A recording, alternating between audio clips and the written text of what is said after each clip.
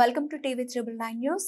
నల్గొండ పట్టభద్రుల ఎమ్మెల్సీ ఎన్నికల్లో కాంగ్రెస్ పార్టీ అభ్యర్థి తీన్మార్ మల్లన్న గెలుపులో యువజన కాంగ్రెస్ కార్యకర్తలు కీలక పాత్ర పోషించాలని స్పోర్ట్స్ అథారిటీ రాష్ట్ర చైర్మన్ యువజన కాంగ్రెస్ రాష్ట్ర అధ్యక్షుడు కొత్తకాపు శివసేనారెడ్డి అన్నారు. లాభాలను పొందలేకుండా మరి ఇవాళ ఏదే 150 రోజులు కాంగ్రెస్ పార్టీ గవర్నమెంట్ వచ్చి మరి ఇవాళ లాభం లేదు, వీళ్ళంతా అన్యాయం చేస్తున్నారు, దగా చేస్తున్నారు, మోసం చేస్తున్నారు అనే మాటలు మాట్లాడుతున్నారు.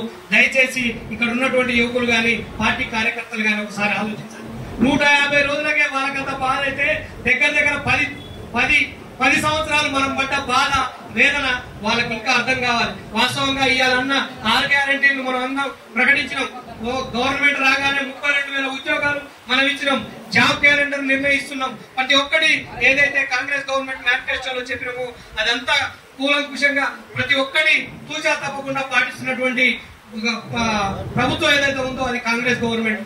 మరి ఇవాళ మేము వెలుగెత్తి ప్రశ్నిస్తామంటున్నాం. 9.5 సంవత్సరాలు జైలు పోయినటువంటి వ్యక్తి అవతల ఉన్నటువంటి ప్రేమేందర్ గాని, రాకేష్ రెడ్డి గాని, వాళ్ళు ఎన్నడన్నా జైలు గోడలు గాని, ప్రజల గురించి గాని మాట్లాడినటువంటి దాఖలాలు లేవు. కానీ వాళ్ళు ఇవాళ వచ్చేసి ఏమైనా ఆనాడు తీన్మార్ మల్లన్న ఏదైతే వ్యక్తులకు వ్యతిరేకంగా మాట్లాడిండు వాటిని తీసుకొని ప్రజలకు తీసుకుపోయి వీళ్ళను వాళ్ళనే తిట్టిండు. మరి ఇవాళ వాళ్ళు ఎట్లా ఓటు అడుగుతున్నారంటే మానవ సహజం తప్పు.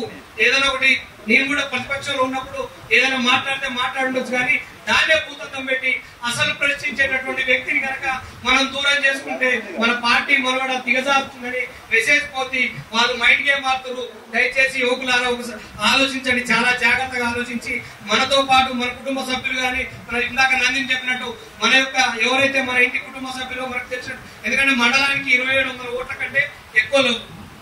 దగ్గర బూత్ 100, 150 ఈ నల్గొండ టౌన్ అయితే కొద్దిగా ఎక్కువ ఉంటాయి, కానీ మిగిలిన కాడ బూత్లలో 100, 70, 80, 100 ఆలోచన ఉంటుంది. కాబట్టి దయచేసి ప్రతి ఒక్కరు, ఎందుకంటే 150 రోజులు అంటే ప్రభుత్వం మీద మచ్చ తెచ్చే ప్రయత్నం వాళ్ళు చేస్తున్నారు. మరి అటువంటి ప్రయత్నాన్ని మనం తిప్పికొట్టాలి. ఖచ్చితంగా తీన్మార్ మల్లన్నని గెలిపించే విధంగా యువజన కాంగ్రెస్ పోరాటం చేయాలి.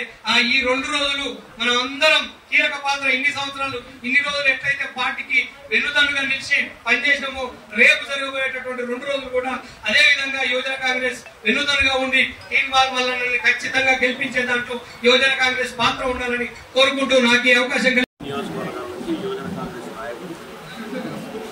అధ్యక్షులు, జిల్లా అధ్యక్షులు, రాష్ట్ర కార్యవర్గ సభ్యులు, మండల అధ్యక్షులు, ఓటు హక్కు ఉన్నటువంటి కాంగ్రెస్ ముఖ్య నాయకులతో ఈరోజు సమావేశం ఏర్పాటు చేయడం జరిగింది నల్లగొండ జిల్లా ఏర్పాటు. దీనికి మోహనన్న గారి ఆధ్వర్యంలో, అదేవిధంగా రాజారెడ్డి గారి ఆధ్వర్యంలో ఈ కార్యక్రమాన్ని ఏర్పాటు చేయడం జరిగింది.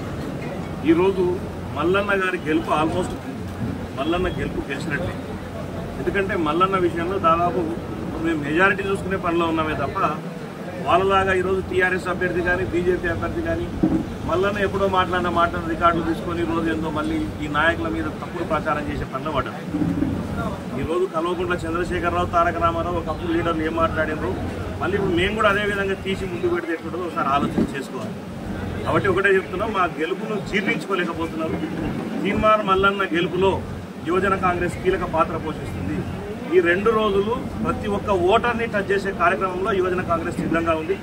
ఉమ్మడి నల్లగొండ జిల్లాలో కోమటిరెడ్డి వెంకటరెడ్డి గారి ఆధ్వర్యంలో రేపు మోహన్ రెడ్డి గారు అధ్యక్షతన ఈ పెద్ద ఎత్తున నల్గొండ హెడ్ క్వార్టర్లో ఇదే ఓటర్లందరినీ సమావేశం ఏర్పాటు చేయడం జరుగుతుంది. దానికి కూడా యూత్ కాంగ్రెస్ నాయకులందరూ పెద్ద సంఖ్యలో పాల్గొనవలసిందిగా వాళ్ళందరూ కూడా పాల్గొంటారని తెలియజేస్తాం.